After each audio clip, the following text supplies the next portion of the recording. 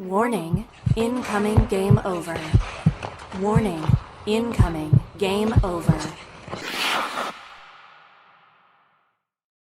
All right, we are getting underway here. Welcome in to Game Over. Bear with us, people, because we are streaming on two different channels at the same time. So timing this has been a technical nightmare. But welcome in, everyone. Welcome into a new season of Game Over Toronto and Montreal. My name is Zach Payne. I am your host for Game Over Toronto this evening. I'm joined by Kay from Game Over Montreal, who is here to complain about everything that happened tonight. Kay, how we doing? Honestly, I'm pretending to be very normal about it. I'm talking myself into being very normal about this game. I'm not feeling too bad about it. It's the Leafs, which sucks to lose to the Leafs, but I'll console myself by remembering the biggest cheer today was for the Blue Jays in the Scotiabank Arena. So that's how I'm doing. You know what? I'm As it coping and should be. seething.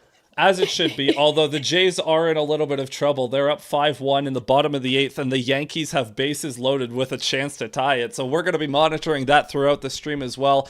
But yeah, welcome in, everyone. Shout out to Mark Daigle in the Game Over Toronto chat. First comment of the year. Nothing feels better than beating the toilet seats for the start of another glorious season. And I will say, for as much as I was like, yeah, cool, we beat the Habs, that game was the most run-of-the-mill Craig Berube hockey I have ever seen in the last year and a half of watching this Leafs team.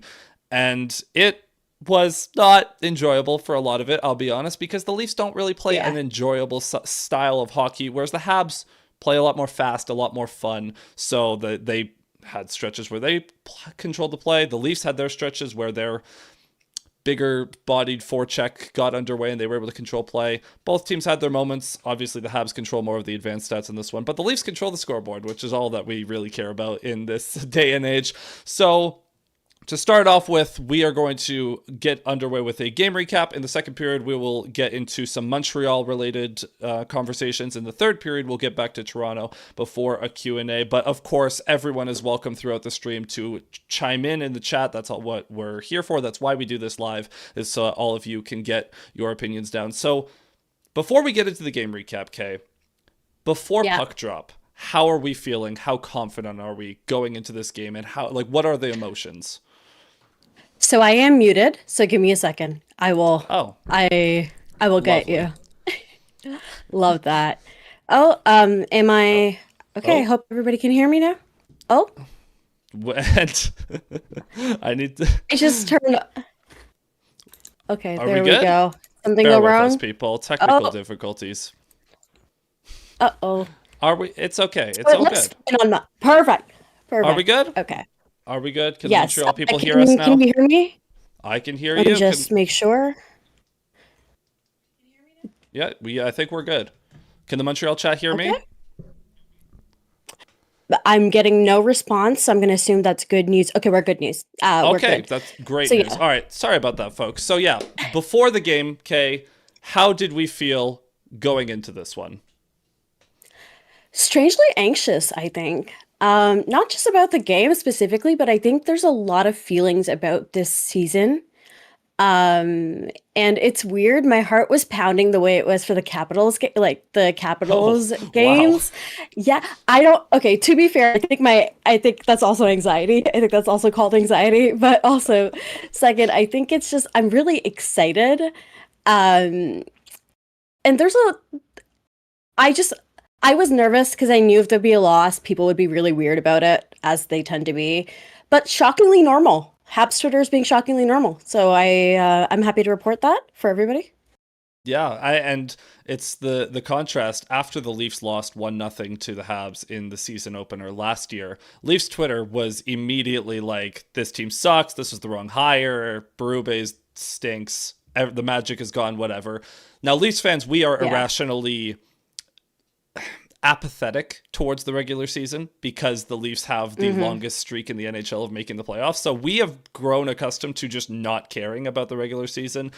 However, we still melt down when we lose. It just means we don't get excited when we win or when good things happen. And it's a very strange feeling to have where everything is negative, nothing is positive until you get to the playoffs, and then maybe some things can happen. But going into this one, all the eyes were on, oh, how are the Leafs going to look post Mitch Marner? But I was going into this like, all right, there's a hockey game on tonight.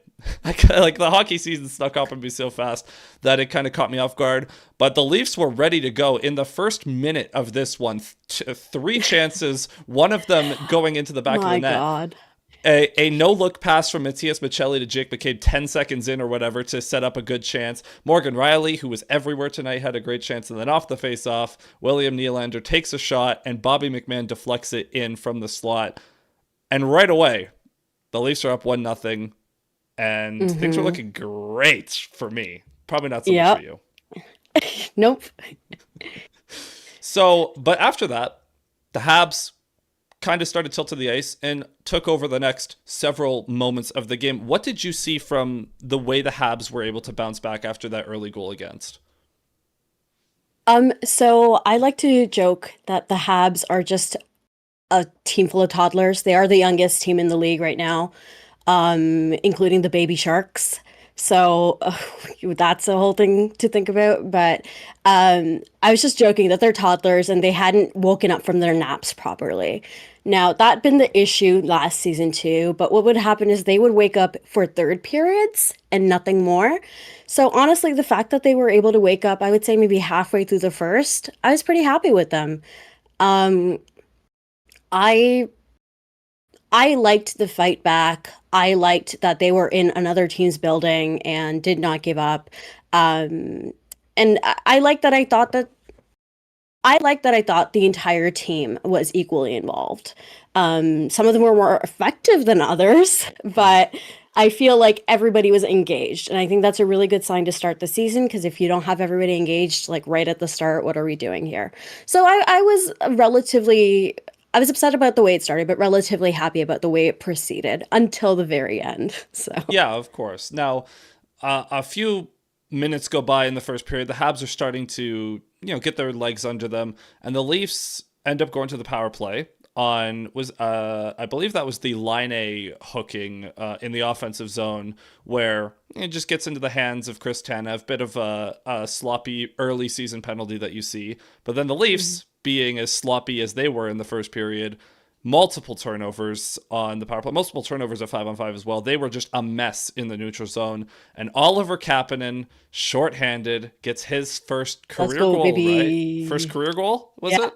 first career goal. Sniping it blocker side on Anthony Stolarz to tie things up at 1. Now, as someone who admittedly does not know a lot about Oliver Kapanen, what did that goal, like, what does it mean for a guy like that to get a milestone goal early on to start the year? It's everything, man. That spot was so up for debate throughout camp. That was the one spot that everybody was like, well, is it going to be Florian Jacki? Is it going to be Kapanen? Will it be Winston's Roar, Owen Beck? I promise I can say his name, guys. But all of those things, at the end of the day, he won that spot. One of the reasons why he won it is because he and Demidov had a lot of chemistry. So it's actually funny that his first goal wasn't even scored with Demidov on the ice. It was like literally a shorthanded goal. But I think it's important for him to dig his teeth in and not let go. And that was good to see a guy taking advantage of that opportunity. I thought that the PK in general started really well. Josh Anderson did the thing that Josh Anderson does, where he took the puck to the net and then just forgot to do anything with it. But that's fine. I think in a PK, you can have that. Like, as long as the puck's like not near your own net, I think that's why Josh Anderson is a very effective PKer. But I think for Kapanen, it was really important to get his... I also feel like there's something about getting your first out of the way, especially for these guys who are supposed to be next to other guys who already have high expectations on them. So on that line, it's Demidov, who everybody's expecting to make stuff happen. And for Kapanen to get that out of the way, I think it's just good for him. It's just nice to see the PK doing PK things. That's a point of concern for us this year, or going into the year. So yeah, overall, just good to see a guy taking advantage of that opportunity that was given to him, you know? Yeah. And, the Leafs power play incredibly anemic in this game, mostly because they had no idea how to enter the zone, which is a problem that they've had for years. I know people are going to overreact to that on Leafs Twitter, but it's a problem the Leafs have had for years. The same formulaic drop back, pass to the half wall. It's too easy to read, and the Habs took advantage there. And the rest of the first period, the Habs definitely seemed to have a control of the game where they were generating good chances. The Leafs decided that they were above playing defense and just allowed the Habs to get endless slot shots with little or no contest in the defensive zone. It was incredibly out of character for this group. And you would think for a team that carried over not just their top 6, but top 7 defenders from the post-trade deadline last season, the exact same group you end the season with, you would think for chemistry purposes that'd be a good thing. Instead, the Leafs could not complete a pass to save their lives. Jake McCabe had a horrible night with the puck on his stick, and the Habs kept taking advantage, and I didn't even feel like the Habs were playing great. It just felt like the Leafs kept giving them the puck, and not like the Habs were doing a great job of taking what the Leafs were giving them, and the Leafs were just giving them way too much. Yeah, yeah. Sorry, just really quickly want to say hi to the chat. Our chat is popping off today. I just want to say a quick hi and thank you so much for stopping by. If I'm looking down, I'm looking at the chat, guys. And MFM, I know you can't stay for long, but hello. It's so nice to see our regulars and also see some new faces. Okay, to kind of go back to that. What was the question? Sorry. Just how you felt about the way the Habs were just kind of taking what the Leafs were giving them. Like, did you feel like the Habs were doing a great job of actually outplaying the Leafs, or just being the less sloppy team? I'm going to give them some credit, and I'm going to say they were playing well. However, when the game evened up, it was less that they stopped playing as well, it was that the Leafs started playing better. So it's kind of, I know I'm like talking out of both sides of my mouth here, but like I do kind of like it's a little bit of give and take. My point being, I really liked what I saw out of the Leafs. Oh, sorry, out of the Habs. Did not like what I saw out of the Leafs because they suck. And I hate them, and I hate them so much. But I liked what I saw out of the Habs. I think if the team plays like this, it's a good start for the team. But like you said, they really did take advantage of what the Leafs were giving them. One thing that will show up in my notes over and over and over again from last season was killer instinct. That is something that this team was learning how to use. It's a young team and maybe the older guys were, guys who weren't necessarily meant for the long term in this team. So it was hard sometimes. You'd watch them like let go of games that they deserved or not were on top of. Like sometimes you had just have a game and you're like, just keep it. So I was happy to see them take advantage of that. But let's just say I think winning is being better than the other team, and I think they were better than the other team is all I'm gonna say in that moment. I know at the end of the day the Leafs won, but like that's kind of how I feel about the way they were playing at that moment. And look, I get that Habs fans are going to look at this game and be like, wow, look at all the advanced analytics that we controlled in this one. Folks, I got bad news. That is Leafs hockey. The Leafs are the most anti-advanced analytics team in the league right now. They will have 20% expected goals, 20% shot attempts, and they'll still win because voodoo magic, and it's the regular season, so they just find ways. Craig Berube, baby. Craig Berube hockey. We block shots, we protect the middle of the ice. Well, we're supposed to protect the middle of the ice, and we rely on the high-end talent to capitalize on their chances at the other end. So the first period ends with 1 second to go. Morgan Rielly almost has a very nice goal. Unfortunately doesn't. But we go to the second period where immediately the Habs take a lead on another first. Zachary Bolduc getting his first with the Habs on a nice little rebound chance there. And the Leafs, this was a trend last year. Leafs fans, you guys are going to know. The Leafs, for a 5 to 10 minute stretch every single game, forget that they're playing a hockey game. And they just I made the joke that they take a nap at the first intermission and they don't wake up in time for the start of the second, because it was such a routine thing and every single game, Craig Berube would come out and be like, oh, we really weathered the storm. Why is there a storm in every single game? That is not how normal hockey teams behave. Normal hockey teams are able to keep effort up for 60 minutes, but this is for as old as the Leafs are, borderline like childish behavior from them every single game. So the Habs able to take advantage there. Another first, Kirby Dach and Brendan Gallagher on the assist there. But then a few minutes later, another rebound goal, this time for the Leafs. Morgan Rielly again jumping up in the play, creating chaos in the Habs end. He had a game. And then he throws one on from the point after the play cycles back to him. And Calle Jarnkrok, you talked about how Oliver Kapanen's spot was kind of up for grabs. Calle Jarnkrok gets a goal. He was probably third on the list to make the team as the fourth line right winger, but an injury to Scott Laughton and Easton Cowan being scratched, which that's a whole other can of worms. Why is he being scratched and he's not with the Marlies? Anyways, Calle Jarnkrok gets into the lineup. I thought he had a really nice game, had a great chance later as well. He gets on the board, and suddenly we're tied up at 2 going into the second intermission. And like at that point, I assume you were feeling pretty good about the way the game was going. No, because I'm used to expecting the worst. You should be a But Leafs fan. what I was, don't ever say that to me ever again, please, ever. But I was feeling like, hey, this is promising. I do have to say, I do have to say I like what the Habs were doing. I really do. I think we're gonna get to the third period, but I think the Habs' problem today was finishing. Excuse me. I think the first line altogether had something like 9 shots, and 6 of them was Slavkovsky. So I think the issue was finishing there. And I think I was getting nervous about that, because when the first line is cooking, but they're not quite got that last little bit done, I get nervous about what the rest of the team will do. Because it's just nature. Like, I think every team kind of doesn't live and die by their first line, but the first line sets the tone, right? Like, that's just how it's supposed to be. Well, they're supposed to. They're supposed to, yeah.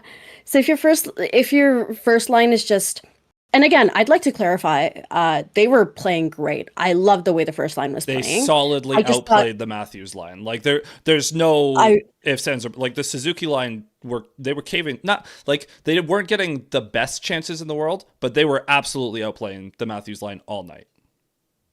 Yeah, so let me just be very clear about that I'm happy with the way the first line was playing. I think there's just the finishing, which is fine. I'm fine with it. Like, I know that seems so dismissive, but like, I'll take what I can get right now. So that was my little concern going in. I was like, I don't. Again, this team is. I can't say they're an immature team because I haven't seen them play that much yet. But you'd think, seeing what they have, seeing what they're made out of right now, it would make sense for them to be a little bit of an immature team. And I was worried about things that the closing out wouldn't be as easy. And I think that's exactly what happened. So I know you're getting to the third period, so we'll talk about how that closed out. Yeah, so in the third period, we're just going to jump ahead to the game-winning goal because it starts on the Habs were actually the ones in the offensive zone where Lane Hudson gets a chance and he makes a fabulous, he did the exact same thing in the preseason last week where he walks in, does the little fake shot and then fires it low blocker. Stolarz just gets a piece of it. No, Stolarz, he had a fairly solid night. I didn't love the rebound control in this one, but I can't argue with the fact that he was doing a great job when he was squared up to a shooter of just getting a piece of his body on the puck. And that's all you can really ask for from a goaltender. And so he makes a nice big. He's 6'7" every time he steps on the ice. Better get his body on that puck. If he's not, I don't know what he's doing with that. Yeah, it's the sumo goalie mentality. And ridiculously athletic for being that big as well. So he gets a piece of it, puck rolls around, and then in transition, Lane Hudson loses his stick or breaks his stick. I don't actually know exactly what happened, but Lane Hudson does not have a stick anymore. And Matthew Nyes, as a result, gets a breakaway. No, Hudson, I will give him credit, did a great job of getting hands on Matthew Nyes, like tugging a little bit, but you don't have a stick, so if you take a penalty, who cares? That's a penalty you take, yeah. It doesn't matter because the breakaway is stopped by Montembeault. But Nyes, at the side of the net, he sticks with it, gets it in the slot to Morgan Rielly. Cole Caulfield does a drive-by at Morgan Rielly and kind of just leaves him alone in the slot. And Rielly buries it to give the Leafs the lead. And honestly, the rest of the way, I know Nick Robertson had a nice chance that was stopped later on. That's when the game kind of just shut down. And that's when the Leafs were like, okay, we've had enough of this nonsense. We are not going to allow another high quality, we're going to shut down the high quality chimps the rest of the way. Austin Matthews, despite having a pretty bad game, gets the empty netter on a hustle play. Yeah.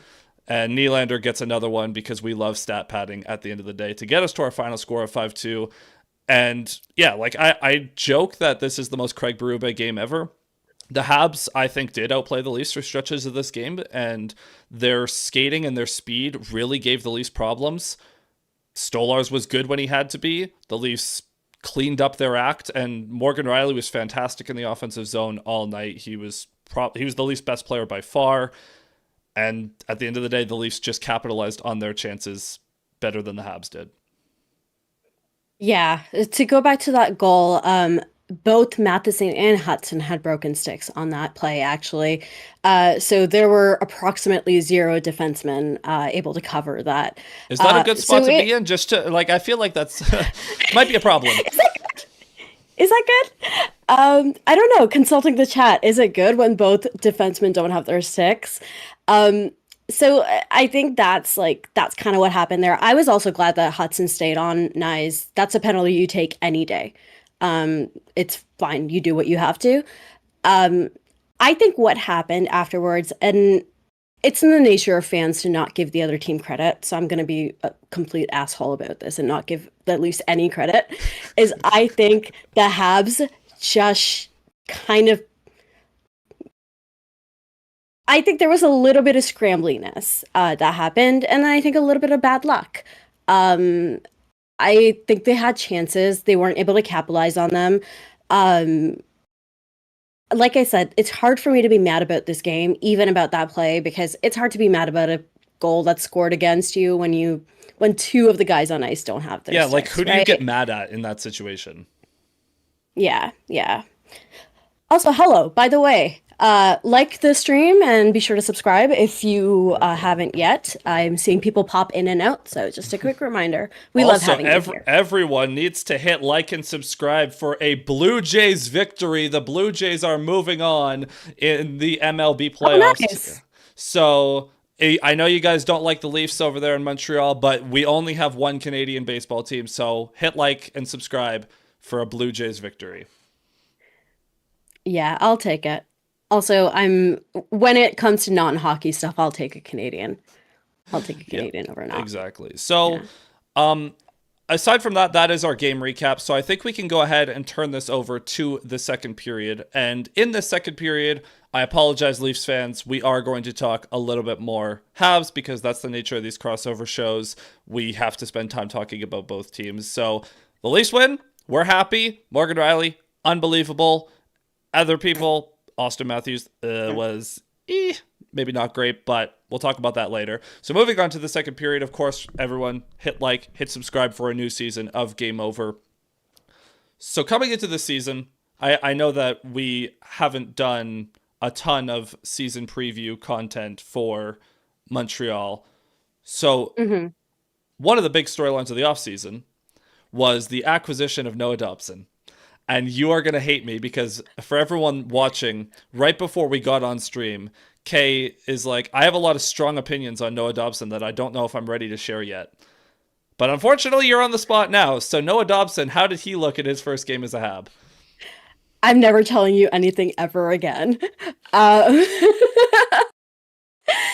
Okay, with the disclaimer being that this is me being Game 1 overreactions. Whoa, Game 1 overreaction. And there were some, listen, all I'm going to say is near the end, that first empty netter, why was Patrick Laine skating harder than Noah Dobson? That should not happen. That is Why is not a Patrick position you Laine want to skating be. harder than anyone? That is that should not be. That's not a situation you want to be in. I know we also on the chat or on our call as we're revealing our secrets. I know you said you were a little bit like on Patrick Laine. I thought comparatively he was good. I know that's not the biggest compliment, but I wasn't mad at him. He wasn't the thing that was pissing me off the most. Again, I am a Patty Laine defender, so Well, he's everybody's on the probably fourth tired of line, me isn't he? defending him. Third line, I think I don't know how they're playing it. Marty seems to be Scoring very line. weird about his second to third line. Well, don't that's what quite the Leafs do with understand. their bottom six. They have their shutdown line and then their shelter. Like Max Domi and Nick Robertson are the scoring line, and then they have the shutdown line below that. So it just depends on situation. It's funny because Jake Evans is one of the shutdown guys, and he is playing next to Patrick Laine, so I don't understand what's happening there. Uh, Well, Listen, whatever it is about the game, I want to answer Romelli here. They're saying that Dobson had a great game. you seem to I disagree. actually, no. I think Matheson and Dobson as a pairing had a very good game. I was very concerned about that pairing going in because it's Matheson and Dobson. But I thought they had a great game. It's just I don't know, maybe he's at the end of his shift, and this is a very hockey uncle thing of me to say. I just don't think it looks good. I don't think it looks good for you to be the last one at the empty netter when there's still time. And I know, again, this is such hockey uncle shit for me to be on. It just, whatever, right? Like, this is just something that I think the reason why I'm overreacting a little bit is because even in the preseason, I was a little bit I wasn't mad at what I saw, but you'd like to see a little bit more. But that's considering the fact that like he did get hurt in the way that guys get hurt in the preseason, which is they get groin injuries and then they're out for like 2 preseason games, right? Like he's hurt in that way. So again, I'm not like making any sort of sweeping judgments on Noah Dobson at all. You should. Because no. Also, I can't. Also, I can't. He's here for 8 years, so I can't. Please explain why you hate Noah Dobson and why he sucks after one game. Clipping out of context, I actually do hate Noah Dobson. No, I'm excited to see what it looks like. I think maybe I need to like. I was just so worried about this pairing going in. I'll be so honest with you. Matheson and Dobson was such a terrifying pairing in general that I think I was ready to expect the worst. Again, I'm ready. I'm excited to see what things look like. I was happy with the Gooley and Hudson pairing. I really was. I know people are going to give shit to Hudson for some moves or whatever. Like there were so he lost the puck on the power play at the end of being on the power play for an hour. No, a minute and a half. Like it happens, right? Well, and like Hudson's just a high risk, high reward player. Like, yes, he's going to make mistakes. When you have this puck on your stick more, you're gonna make those kind of mistakes. Like, I could say the same thing about William Nylander, where like he actually had a giveaway that led to a goal against on the power play. Like that was the first goal that the Habs scored was a Nylander giveaway. But he also makes good plays though. Like it's the gift and the curse with these players that are very puck dominant and possession dominant. See, I feel like that's also why you have a guy like Caden Gooley playing next to him. Like that's what he's there for. I saw some discussion in the chat that maybe he was a little bit slow on his decision making. What, you've never made a mistake in your life? Okay, fine. Like fine, that's fine. You've never made a mistake? Fine, leave him alone. No, I actually thought he was relatively good. You'd again like to see a little bit more, but it's the same way that you'd like to see more out of Dobson, in which I guess the reason why I'm fine with goalies, maybe 1 or 2 bad decisions, was that we know what we have in Caden Gooley. I think again, I'm seeing some people give me some stuff but I promise you guys, I'm not down on Dobson. I am not down on Dobson. I am still very excited for him. I can't believe you put me on the spot. I'm so mad at you right now. I can't believe I'm being forced to defend my opinions. I can't believe this. Well, shouldn't you know by now that sharing your opinions on the internet is not a good idea? But okay, maybe getting into something that's a little bit more lighthearted that maybe your chat will agree with you on. Overarching like theme, because again, it's game one of the season. We have to set expectations clearly. Where do you expect this Habs team to finish when it's all at the end of the regular season? Like where do you expect them to see, and like what's your best case scenario? Best case scenario, I think they make it to wildcard one spot. Oh, And where I'd like them to be, wildcard two. So I'm not, the expectations are very close together. Listen, ideally, they're a playoff team. I think they have all the pieces. I think, well, when I say all the pieces, I think Kirby Dach is in a very good position to position himself as the 2C. Let's put it that way, right? he Like has an opportunity. he has an opportunity. He has the position. He has dibs on that. It's his to So lose, until yeah. Sidney Crosby, until Sidney Crosby's ready to come to the Habs, Yeah, 2C right. is Kirby Dach. So I think you have a better chance of getting Crosby to go to your other team, but hey, listen, I listen. Sidney Crosby is going to be a Montreal Canadian, one way or another. That's my fair. big bet. I want Yeah, to shout out Bernardo in your chat for saying I can't believe Kay hates Dobson and his entire family. correct. It's and you're a professional hater. You gotta own up to it. I will Well, say that's right. I will say Matthew in the Leafs in the Toronto chat makes a good point. Is the Habs defense, like this is a Nick Robertson comment, but didn't make Robertson look small. And that is something that, like, throughout the game, I didn't feel like the Habs defense was nearly as physical as some of, like, you might see from other teams around it. Like, they're a little bit more of the speed, skill kind of unit as opposed, like, do you worry about, like, their ability to defend a forecheck at all? Not at all. Uh, I have zero concern about that. Um, Again, you have a guy like Hudson. Everybody points to him. Other than that, the the defensive core is pretty big.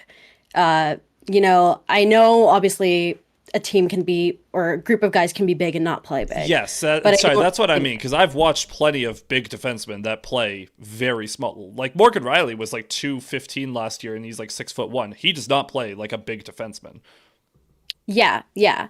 So it's like, first of all, I'm just getting mad at a guy who like made a comment like months ago that I'm remembering.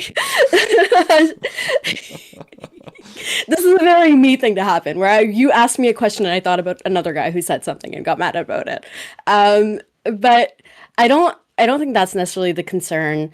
Um, I can agree that I don't think they had their more physical game, but I don't think they had to. I don't think the Leafs were going to the net. I don't think they were making it hard on the Habs at all. I think if it comes down to it, you do have guys willing to fight for that space. Arbor Jacki himself is obviously, but he's a third pairing guy. Fine. If Caden Gooley doing that, Mike Matheson shockingly likes to get physical. Noah Dobson would love to see him use his size a little bit. I don't know if he uses it regularly. Haven't watched a lot of him. Lane Hudson will never be a bruiser, but hey, we can dream, I guess. If we want to watch some preseason games, apparently he did want to get into a fight, so we'll take what we can get. Just get the puck on his stick. That's fine. Truly, truly. So I don't really have any concerns about that. I think I didn't really see a need for them to get into it this game. Yeah, and so aside from that, if we're looking big picture for the Habs, do you have any hot takes for the season? Any hot takes? Statistically, the first line will end up being okay, that's a subjective. Top 10 line in the league. I will say Based it right now. on like just on like advanced rates or just on Possession numbers. vibes, possession numbers? No, possession numbers, I think. I think what you saw out of them in the second half of last season, they were elite. I'll say it. They were elite. And when I think the secret sauce there is Slavkovsky. I think when you've got him doing the things that he can do and playing at his best, that line is extremely successful. So that's my hot take. Is I think by the end of the season, people will understand what that line can do. That's my hot take. There you go. So, aside from that, I think we'll flip it over to the third period now, where we're going to get into more Leafs content. So, Montreal fans, bear with us. Leafs fans, now I'm talking to you guys. How did we feel about that game? I know that my chat's been saying some things that I'll read over, but welcome in, Matthew. Good to see you again. Luke, good to see you again. Mark Daigle, great to see you guys again. Great to see you guys back in the chat again. So, for the Leafs, I will say, like, in this game specifically, it was really a case of like the haves and the have-nots for a lot of it. Like I said, the top line didn't love what Matthews was doing for the most part. Again, he gets the empty net goal. He was good to, like, perfectly fine defensively, but didn't like when he crossed center ice. It seemed like he was a little too invisible. Matthew Nyes picked it up as the game was going on, but Maccelli was the best person on that line for the majority of that game, which is interesting. The second line, Nylander, Tavares, man, I love them offensively. Man, I hate them defensively. That it's just the nature of it. Max Domi, same thing. He's on for a goal against, but that Robertson almost gets a goal to clinch it at the end. I don't know. That line obviously not going to stay together. The plan was for Domi to be on the Matthews line to start the year until the Lawton injury last week. So, is what it is. But the star of the show, Morgan Rielly, absolutely unbelievable in this game. Especially considering just how bad he was last year. And someone made the point earlier, I believe it was, Mark is saying, look for Mo to find his mojo again after getting through his first year being married. Lots of changes are now just normal for him now. And don't forget, he also had a kid last year. And having a newborn, that is not a good recipe to be at your best physical, like your peak physical condition. Like you're exhausted all the time. That's a concern for the Habs. That's a concern this year, I'll tell you. Who's a new dad over there? Anderson, Gallagher, Evans, dad to twins, actually. So there's some. Yeah, our bottom six is going to be a little sleep deprived. By the way, Josh Anderson, noted Leaf killer. Aside from the penalty kill rush, I didn't notice him a whole lot, and I will that is a massive win for coming out of this one. But yeah, Morgan Rielly, he's been a dad for a little while now, so he's not going to be quite as underwater outside of, like, away from the rink, which will allow him. And there was a big offseason talk about how the Leafs were asking more of him. Like, there's a lot of organizational pressure on Morgan Rielly, and people always talk about the pressure of playing in Toronto, but internally, there hasn't been enough of that. Internally, it's been way too much like, it's okay, guys, you're doing your best. Whereas now, the heat's being turned up on Rielly specifically, and they really challenged him to have a good year. He had a very good start, and the big thing is obviously being engaged offensively. Last year, he struggled to adjust to Berube's system. He ended up playing a little too safe, trying to make sure he didn't overextend himself defensively. He wound up doing that anyways, because that's just part of his game. But the offense was lacking. This year, goal and an assist to start this season. Would love if he could get back to being a consistent 50-point defender. We're not asking for the moon here, but you're on the top power play unit. You've got to be able to impact the game offensively. If he can get double-digit goals, 55-ish points, I will be a happy camper. Matthew saying Matthews looked like a third liner in this game. Well, there were some moments where I was like, this is actually the thing. I was, because of Matthews' killer record on the on first games of the season, I was just waiting. And somebody, I tweeted about it, posted about it on Bluesky, and somebody said, like, well, he looks bad. I'm more worried about Nylander. And I was like, with a player like Matthews, all you need is one good shift. Like, that is all you need sometimes with that kind of talent. So I'm glad that he got a fake good shift.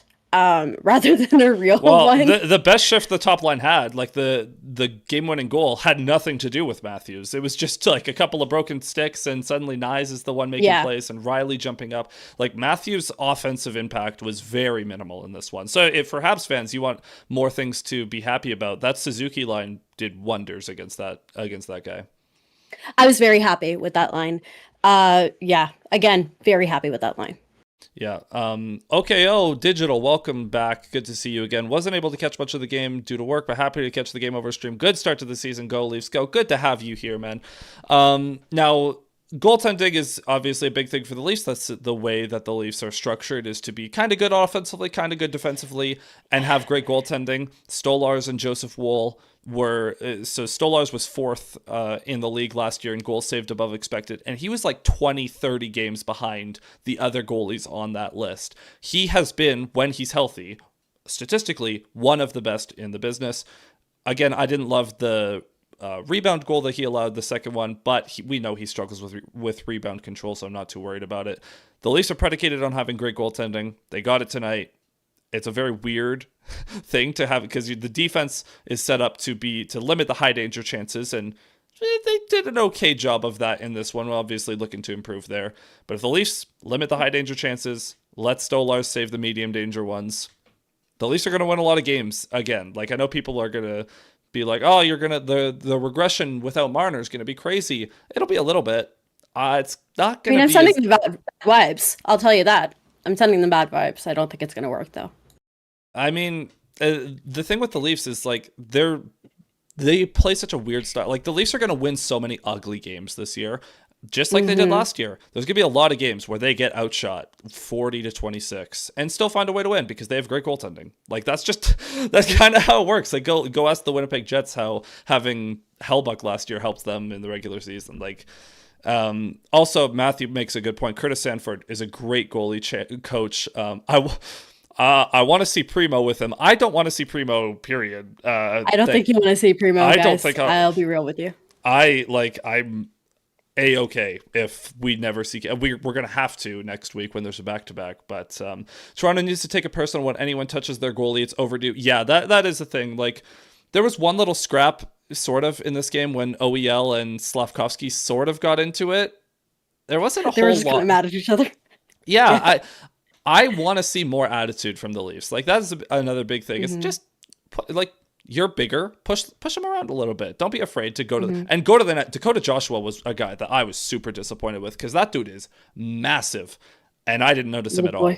Like, that's a guy that needs to be going to the net every shift. And, Nick Wall had a nice game. He was using his size effectively on the forecheck, but I want to see more. That guy. I want to see more from the forecheck and more action in and around the net from some of these Leafs bigger bodies. Yep. Yeah. Sorry, I just the reason why I said that is he was a Knight. Again, for those who don't know, I'm a big Habs fan. So I saw a lot of that guy. I saw him today, and I've seen him over the years. So that's why I hate that guy. But yeah, he's very effective. I will say that. Quebec players from Quebec love killing the Habs. So speaking of which, I put out this tweet or post on Bluesky throughout the game. Simone Benoit almost had a deflection goal on a slap shot pass from the point. If Simone Benoit did that to you, fold the franchise. That would have been that. Whew. That was almost funny. Likely thing to happen to the Habs, I'll tell you. I mean, hey, Simone Benoit got a playoff overtime winner last year to put the Leafs up 3-0 on Ottawa. So anything's possible with that guy. He is just an agent of chaos. No idea what's going to happen whenever he steps on the ice, but it's usually chaotic. Aside from that, I think we are good to go ahead and turn this over to our Q&A segment, our fourth and final period here. So this is the point of the show where we invite your questions. We have two different chats, so I better see twice as many questions from you guys. I know the Montreal chat's been popping off. In the Toronto chat, feel free to ask your questions as well. And because it's game one of the season, questions about the rest of the season, short term, long term, it doesn't matter. Just anything that you got for us as we get into this final segment. And of course, before we do, if I could get you to hit that like button and subscribe to both Game Over Toronto and Game Over Montreal, go follow the Game Over Network on socials. We're back for another year, which means we're going to keep this thing going. We're going to keep trying to grow. It's a very small network. So if you could take 5 seconds to do those things, it would really help us grow, and we would really appreciate it. All right. I rambled for a long time, so I'll give it to you to go ahead. So, how's Montreal feeling? Well, Piano Matt says you shouldn't have to apologize for having good goaltending. Think we would ever apologize for having Carey Price? Yeah, goaltending itself is a strategy, right? Like it kills me when people are like, "Oh, but this team won because of goaltending," and I'm like, "Guys, the goaltender is part of the team." So That's the Rangers thing. Like I like for the past like 5 years, when the Rangers would have their runs, they go to the conference finals. I would watch them and be like, "What is this voodoo analytical BS that they're playing, where they get outshot, yeah, outchanced every game and they win?" Well, turns out having Igor Shesterkin helped out a lot with that, and you just capitalize on the chances you do get. And now the Leafs have become what I hate, which is a weird feeling. But I can't even hate because they made like I know like people are gonna dunk on them. Yeah, they lost in 7 again in the second round. That was the furthest they've gotten in this era. Like the bar is underground for this franchise. So I can't even be mad. Mark has a good chat for us from the Toronto chats. Shout out, Mark. Who is going to be the surprise playoff team? Let's say one for the East and one for the West. Who's your surprise pick? I got to look at the standings. I got to remember who is in the NHL. I'm actually trying to remember who exists in the NHL. Yeah, who are the 32 teams? Ooh, I kind of like Anaheim in the West. They've been spending their money to lock up their young core. There was a lot of people who discovered who Jackson Lacombe was last week when he got a massive extension. Yeah. There's like a lot of non-puck knowers out there who are like, who on earth is this? And it's like, you clearly did not watch the Ducks last year, because Lacombe was absolutely spectacular. So the Ducks, I love Lucas Dostal. I love Mason McTavish. Love Lacombe. I think they have a chance. They might need to add at the deadline to get it over the hump, but for the West, I'd say Anaheim. That's a hot take. That is a hot take. Well, I mean, there's not a lot of good teams. Like there's a lot of like we I can pretty confidently say Colorado, Dallas, and Winnipeg will make it in the Central. We can confidently say Edmonton, Vegas, and LA will probably make it in the Pacific. Like there's a lot of these spots that are kind of spoken for. You know what? I would be very shocked if they got in, but as the Habs would tell you, the power of goaltending will get you everywhere. So I could see the Flames making it. Don't tell the Flames fans that game over, because they have been clamoring to tank for Gavin McKenna. I know, which is why it seems like a very Flames thing to do to their fans. Well, the Flames never bought him out. Like as someone who lives in Calgary and like have been around the Flames for my whole life, the Flames are not capable of they're perpetually mediocre. Sometimes they'll have one kind of good year and then lose in the playoffs. Most of the time they're going to finish 17th, 18th, 19th. They're going to have their 14th overall pick, and Flames fans will just eat it up. Yeah. Yep. Hate themselves. Yeah, I could see the Flames being that team. For the Eastern Conference, and I don't know if this is a shocker. It's a shocker because I'm a hater. I could see the Red Wings possibly making it. Man, I don't just because I think it's know. do or die time. I think it's do or die time for them. You either, I Okay, don't. so if Their if we're fans seem a lot more forgiving than I would be, frankly. Oh, Stevie Y should have been out of a job years ago. He's been horrible for them. But I like Lucas Raymond and Sider over there. Like they've got some good pieces. Their goaltending is such a question mark every year.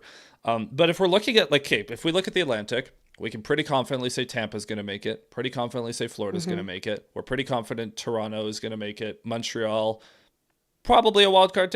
Montreal or Ottawa are one of those two teams will probably get in, and one of them will probably regress a little bit.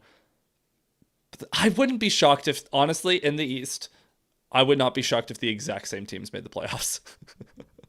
I wouldn't be either, to be honest. As you were talking could that about be it, my I was surprise? like, the Metro. Because there's always like turnover of playoff teams at least a little bit. I think my hot take would be that the East playoff teams are the exact same this year.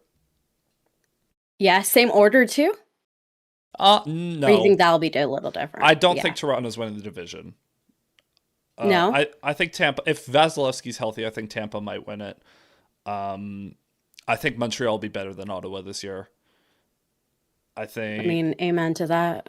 Florida, it's kind of tricky because they lost Barkov for the year, but I saw Yeah. someone, Piano Matt in the Montreal chat, saying, is any team beating Florida this year? In the playoffs, they probably will, because no Barkov is such a massive factor. Like, I don't know if it'll That's a be, loss. I don't know if it's going to be an Atlantic team, but I'm pretty confident Mm-hmm. sitting here saying they're not winning the cup again. It's hard. Barkov is such a big part of that team. Kind of what happens with your first line center. Yeah, shocker. Is it good to lose your first line center? I don't know.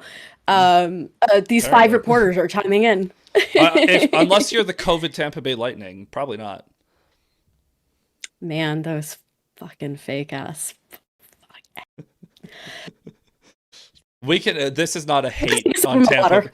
This is not a hate on Tampa Bay podcast. Although, if I would rather play Florida in the playoffs than Tampa, even though Florida is better and the Leafs do better against Tampa, because Tampa is the most whiny, childlike team. Like, the John Cooper is so good at like making you hate him, and the like Kucherov is the biggest piss baby.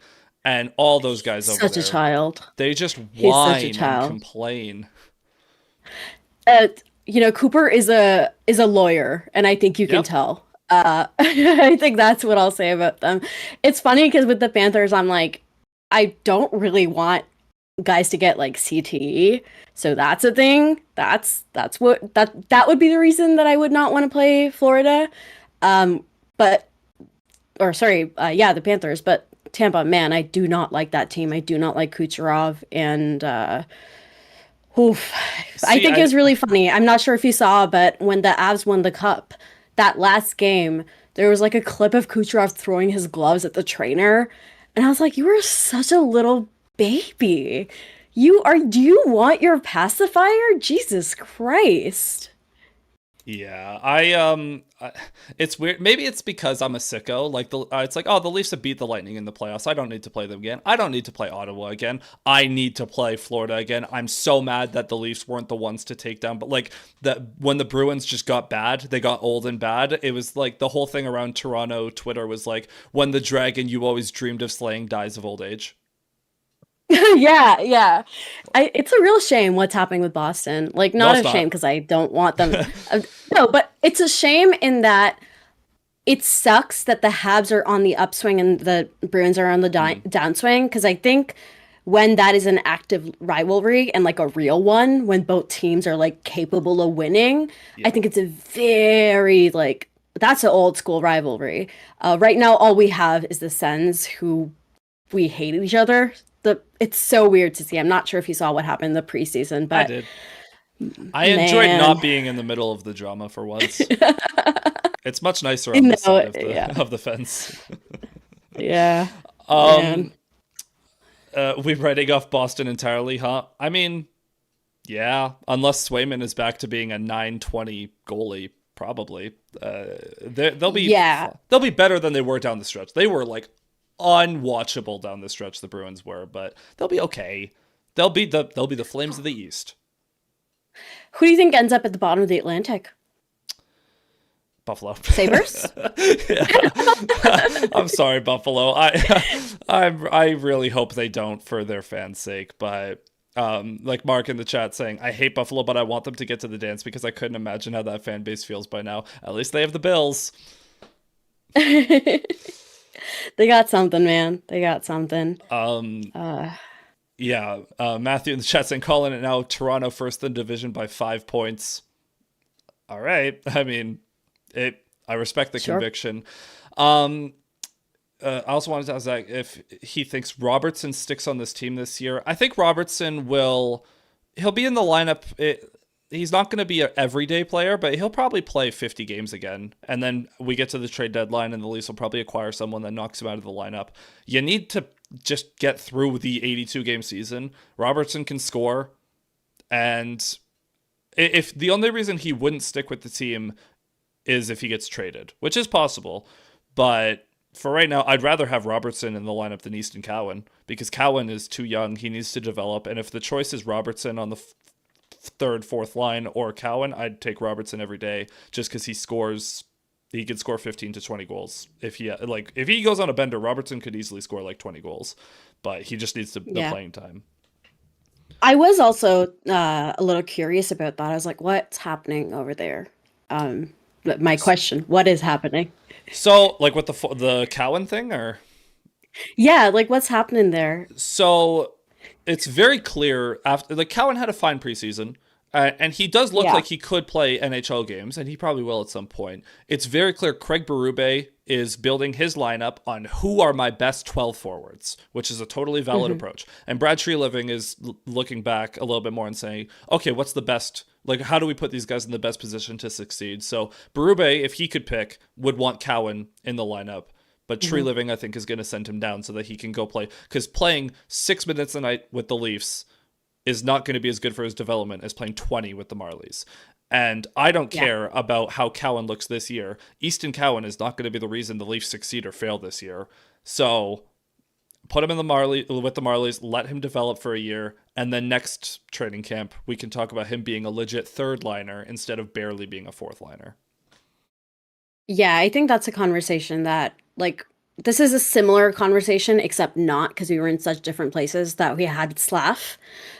There was a lot of, is he Laval bound? Like, should he be Laval, or is he good in Montreal? I think it's a completely different situation because the Habs weren't looking to win. Like that Mhm. was not something that they needed to worry about. The Leafs are in win now mode. It's really hard to get them to. It's weird too because you think that the coach would be less likely to play the young player. Like that's what usually happens. Is that Berube's so the bipolar. yeah, Like he'll do whatever. he hates David Kampf so much for no reason. Like, and he loves Easton Cowan. You would think for a coach like Craig Berube, he would love the defensive-minded fourth line center and hate this like skilled kid that thinks he's gonna do all this stuff he did in the juniors. Like, no, he loves Cowan even when he doesn't play well, and Kampf like cannot get in the lineup when the Leafs are healthy. Mhm, mhm. I just want to answer something that is I saw in the chat. Of course. Matt asked if Dobesh has a strong outing tomorrow. Who starts Saturday? I think it's still Monty. That net is Monty's to lose. I think it's pretty cut and dry. I would frankly just be happy if Marty played Dobesh a regular amount. We don't. I don't want Monty to get burnt out. So that's Is Monty the I. starter until a guy like Jacob Fowler develops? Oh, when Fowler's up, he's the starter. Like that is not a question. So Fowler should not come up until he is ready to be the starter. I do not want Fowler sitting on the bench as a backup. I think Jakub Dovesh is a perfectly. I keep almost calling him Jacob. No, he's Jakub. Jakub Dovesh is a perfectly good backup goalie in the way that like he's also really silly. And I think you need a little bit of whimsy in your backup goalie. You need a little bit of whimsy, a little bit of happiness, a little bit of he thinks his house was haunted at one point. So it's a very funny story. He had a sleep mask and it was leaving streaks all over his pillows, like black streaks. And he was like, I don't know what's happening. It's a ghost. And the guys were like, it's literally your sleep mask, dude. And he was like, oh, it's my sleep mask. Anyways, anyways, so he's one of those goalies. So I think it's perfectly fine to have that kind of situation. Jacob Fowler, when he's ready, he will have that net. Um, but I don't want him up until he's ready. I do not want a primo situation again. As you know. As you know. Yeah, and look, what like Mark talking about he wants Cowan to play to avoid another Robertson situation. I'll just bring up Nick Robertson went straight from juniors to the Leafs. Nick Robertson was 18 years old and played a playoff game for the a sort of playoff game in the bubble when the Leafs lost to Columbus. He was the one in those lineups for 4 of those games, and the Leafs never let him play with the Marlies until it was too late. Then he was injured, then he was up and down. Like he never got to just settle down and play hockey. So that's why I want Cowan to be with the Marlies for a while. Let him legitimately play, get into a groove in the AHL, and if he's ripping a point a game in the AHL and he's clearly too good for that league, then fine, call him up. That's a different story. But I don't want to end up in a situation where he's like in the lineup sometimes, scratched other times. He needs to play meaningful minutes, and that's how you can develop some of those like defensive abilities and like responsibility to play in a bottom six in the NHL so that when he gets that opportunity, he isn't just surviving, but he actually is starting to thrive a little bit. Can I talk about Sidney Crosby for a second? Okay, sure. I'm going to talk about Sidney Crosby for a second. You do that. So I've always been a very, oh my God, you guys are embarrassing me when people would talk about Sid to the Habs. I am now at this point finally in a place where I am starting to believe the dream, which is how your heart breaks. So personally, this is probably what the universe wants for me to You're believe. going to have such a weird heart sort of break, sort of melting back together when he's playing with Nathan MacKinnon come the spring. So that's the thing is this is the situation. He is either going to go to Colorado or he is going to choose a team that is young enough that they are on the upswing. So first of all, the Habs have to play a lot better in the first half of the season if they want any chance at that bell of the ball. And they have, I think Sidney Crosby is a Pittsburgh guy. I don't think he'd screw over the Penguins. No. I think he would want the Pens to get all they can. I don't know if you've taken a look at the Avs prospect cupboard or their draft picks. It's bare. It's very empty. They emptied the clip last season. As they should. I think with a team like that, you should. So I think it's going to be a team that has something to give the Pens, but also is somewhere that I don't think he's going to go somewhere that's rebuilding. So the Habs have to show real promise. I'm talking about this very logically in there's a universe that Sidney Crosby wants to leave. I think if the Habs can show promise, they do well, there's a possibility that this trade deadline or this summer, Sidney Crosby is a Montreal Canadien. And that I'll stick to that. Listen, I'm starting to believe. I'm starting to buy my own bullshit, right? Like I think that I wouldn't be mad at Sidney Crosby in Colorado. Don't get me wrong. I'd be thrilled about it. But I think with the kind of person he seems to be for Pittsburgh, for the Penguins, I don't think he'd put them in a position where they can't get anything for him. And so he has 2 years on his contract, I believe. I don't think he gets traded this year. I think it happens next year. If it's going to happen. I'm more in the camp of he's going to retire a Penguin and he's just going to be like, you know what? I won my cups. I love the city of Pittsburgh. I'm content to just stay here, mentor the next generation. I don't think it's in his blood. And it's funny because you'll show Pens fans, and again, I totally get it. I would be a bitch too if people were having this conversation about, like, let's say the Carey Price, near the end of his career, but still very capable of doing the thing. I'd also be really mean about it to other fans if they were doing this to me. So I'm not mad at them, but you'll have people saying, oh, Sid wants to stay in Pittsburgh. He keeps saying that he wants to stay in Pittsburgh. No, he hasn't. He can shut this entire conversation down by straight up saying, I am not leaving. I want to retire a Penguin. He skirts around it. He skirts around that all the time. Pat Brisson, honestly, his comments are the ones that really got me believing in the idea of Sidney Crosby leaving the Penguins. That's a man who works for Sidney Crosby, and he's saying that the Pens better be better or ... right? So I bought my own bullshit. I've bought the dream, and I'm going to keep dreaming. I think it's more likely that the other veterans like Gino and I think those guys get dealt before Crosby does. Not saying that Crosby won't get dealt, but I don't think I think he would be the last of the aging core there to be traded. I think it's Malkin's last year on his contract too. Yeah, so that makes sense. He's like Malkin is like I would almost Malkin will be gone almost before the trade deadline. I would be stunned if he survives. You think so? The trade deadline in Pittsburgh. I think if Malkin's gone, the chances of Crosby being gone are also higher. Yeah, that's fair. I think I would put higher odds on Crosby getting traded in the offseason than the trade deadline, though. Unless Montreal gives him a haul. I think that's an offseason move. Yeah, no, I'm not. I also think you give Sidney Crosby, you give Kirby Dach the year. Not that if you have Sidney Crosby over Doc, you're not taking Sidney Crosby, but you know what I mean. I mean, Like, you give if Doc you hasn't proven decide. himself by the trade deadline, you're going to be trading for a center. Exactly. Man, Chris Letang has 2 more years left in his deal. Ugh. That's gonna be. He's 38. He's gonna be 40 by the time that's done. Man, God help the people. even for a health freak. Even for a health freak, that's a lot. Yeah, that Pittsburgh's gonna be real bad. Shout out to them winning last night though against the Rangers. That was 3-0. That was very funny. That team's gonna be real bad, man. Yep. Come home, Sydney. Come home. The thing to remember, this is from Luke Venables in the Toronto chat. The thing to remember is that whenever Sid talks, he isn't thinking about needing to prove anything. He might say something, he might not. Shutting down conversations isn't really the primary goal. I mean, sure, but if you're really all that annoyed by that conversation, you can shut it down. I don't think he's annoyed by it. I just think he's like, yeah, if it He happens, sounds it happens. pretty annoyed by it.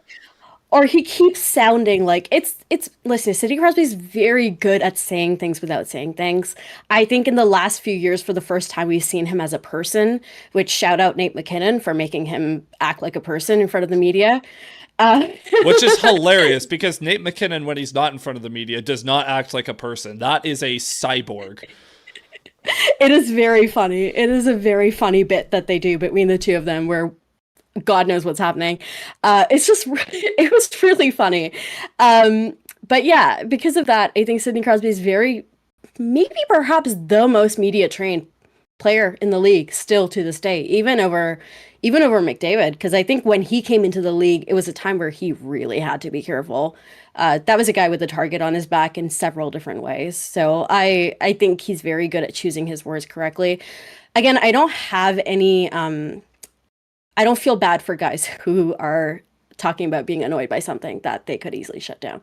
So not to be mean to Sidney Crosby, but to be fair, sometimes when you try to shut it down, it only makes the fire grow. Like there was the whole thing with Matthews being like, all right, guys, you have 2 more questions to ask me about Mitch Marner, and then we're moving on. There's no way that's going to go away. Like they're going to keep like sometimes when you try to downplay things, it just makes it worse. And obviously Montreal doesn't is quite a big market. Pittsburgh isn't as big of a market, but like if Montreal the rumors start get going, it's not like you're gonna quiet those down by being like, no, guys, I promise. Like, no, not me. We've never been lied to by the media before. There's a really funny moment where the Habs did a behind the scenes thing for Media Day with like Nick, and they had like a clip for no reason. There was no reason to have Sidney Crosby in that clip, but they clipped Sidney Crosby being in their little media package for Media Day. And he was talking about a French TV show that he used to watch. And it was like we guys, if Pittsburgh comes to Montreal to play games, I don't think they should bring Crosby. I think they should like scratch him because I don't think that's a man who's leaving Pittsburgh. Not by choice. I'm saying that I think the Habs organization might actually kidnap him. So, yeah, well, I mean, I'm sure if they paid Kyle Dubas enough, he would help facilitate that. So, aside from that, we have one more. Okay, last question from the Montreal chat. This from Adam Firebear, non-Habs Leafs question. What are your thoughts on the McDavid contract? I'm gonna let you go first because I am a lot angrier. No, you go ahead. As a Toronto Maple Leafs fan who has watched for the last 8 years as their star players have gouged the team for every last cent, where one day a contract is signed that is a precedent setter, not an 8-year deal, and still makes Austin Matthews the highest paid player in the league, and the next day another star player's agent is in the media saying, that deal sucks, my guy is gonna get his, and then that guy has the loudest contract negotiation all summer, and then we have another Nylander extension that was actually quiet, but still for a lot of money, then we have another Matthews extension, and then Mitch Marner leaves because it's just too much.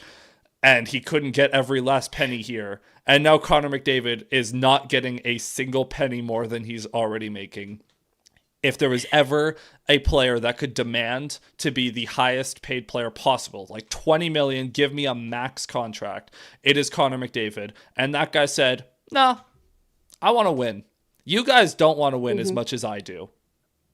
And for I am so envious of Oilers fans and the Oilers organization to have not even like obviously McDavid is the best player in the league, but to just have a star player. Like if I was a Wild fan, I'd be so pissed off as well. Like Kaprizov just gouged you for 17 million and then McDavid turns around and does that. Like I'm so mad that Oilers fans get to have a star player that is more committed to winning than any other star player in the entire league.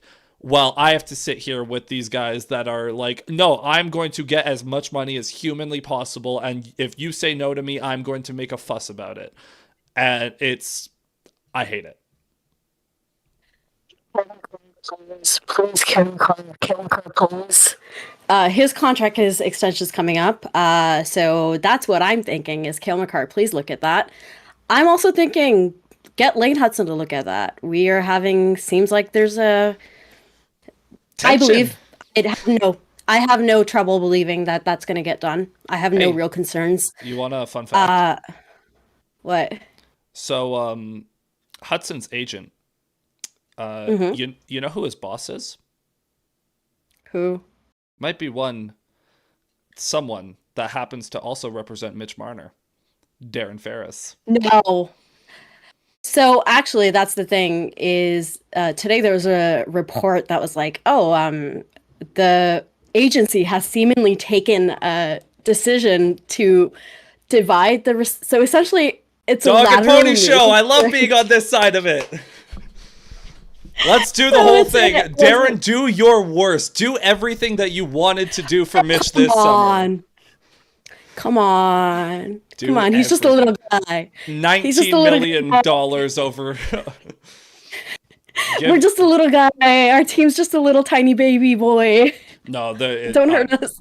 You'll be fine because Kent Hughes is a better GM than Kyle Dubas is and was. So you'll be fine. I think we'll be fine. I just think that it's very funny, the idea of just showing Lane Hudson. Look. You see that, buddy? Little baby boy. Have you seen that? I really want and for every time Lane goes to open his mouth, Darren Ferris just storms into the room and goes, yeah, but you see Kaprizov? Give me this or I will move Lane to Switzerland. Deep breaths. We're okay. It's okay. We're all fine. Every day I love hearing all the drama because Leafs fans, rightfully so. The Leafs organization has been dunked on for the last half decade with all this contract BS. And I'm happy that more teams have to deal with this now. Yeah. Let's just say I'm not mad about the team taking their time. They should. Yeah. Don't take too much time, but I'm not mad at them not caving. If it gives you an 8-year deal at a reasonable number, take all the time in the world because the cap's going up. So yeah. Look, you could sign an 8-year deal. Let's say it's $10.5 million today for an 8-year deal. Mm-hmm. And let's say Hudson has 60, 70 points again this year. And suddenly that's an $11.5 million deal. Who cares? The cap's going up by so much that as long as you get the term locked in, that's all that matters. That's really important to me. I think term is the big one. Yeah, like when the Leafs got this Matthew Nyes deal done for 6 years at 7, I was like, great, 6 years, perfect. Yeah. Nylander's locked up for 8 years, like, great, lock him up. Yeah. So throw him in jail. I would throw them in jail if I could. Matthew in the Toronto's chat saying his dad already threatened him against the U.S. for Canada. Rob Hudson, baby. Oh, wait, there's a problematic father in the mix, too? You're telling me not only is this young star player have a really toxic agent working for him, but his father is also meddling in the contract negotiations? What could possibly go wrong with that? Listen, Lane, let's learn from history, buddy. Hey, yeah, learn from history. Did you see how the Leafs gave Mitch Marner everything he wanted? Uh-huh. Yeah, do that. He won you a cup, right? Totally. That is hey, whoa. All we care about, this is a new generation where money is king. We all care about money. We don't care about we'll win any. That's the idea, is that you're better than everyone else. You're better than Mitch Marner. You'll win anyways. Don't put that evil on us, Outrage says. Yeah, don't do it. I fear the evil. The evil exists whether we want it or not. The evil has been building inside of me for 7 years. It has to be pointed somewhere. And if it's pointed at the Leafs too long, I'm too much of a hater already. So I've got to point it outward at some point. And Boston and Florida can only take up so much of that energy. We should all hate the Florida Panthers a little bit more, is my hot Yes, take. we should. No state tax. Shout out to all those teams. Dallas, too, for getting Rantanen locked up for the 8 years, which will make you even happier. Shout out Matthew in the chat. Vegas, here he comes. Yes, future Vegas Golden Knight, Lane Hudson, everyone. I will neither. Listen, I need to go. I'm zen. We're good. It's All fine. right. Well, before this gets any further off the rails, I think we should probably wrap up. So thank you so much to everyone in both the Toronto and Montreal chats for tuning in tonight. It has been an absolute pleasure to spend this evening with you after a Leafs win on opening night. Make sure to hit like and subscribe to both Game Over Toronto and Game Over Montreal, depending on where you're watching from. You can find the Game Over Network on social media at, well, the Game Over Network. You can find me on Twitter, Bluesky, and YouTube at ZachPayne41. Kay, where can the people find you? You can find me on Bluesky at K_IMW. You'll see it in the description. And you can find me on Twitter at K_IMW. And you can probably find me in Hamilton, Ontario, but don't come here, please. I also want to shout out Conrad in the chat. Flames and Oilers Game Over will be later. The post game will be on Game Over Calgary, so be sure to check them out. Yeah, and aside from that, thank you so much, everyone. We'll see you throughout the season after Montreal plays again tomorrow night, so there'll be a Game Over Montreal for that. We've got Game Over Toronto. We'll be back on Saturday after the next Leafs game. Until then, everyone, have a good night. Cheers.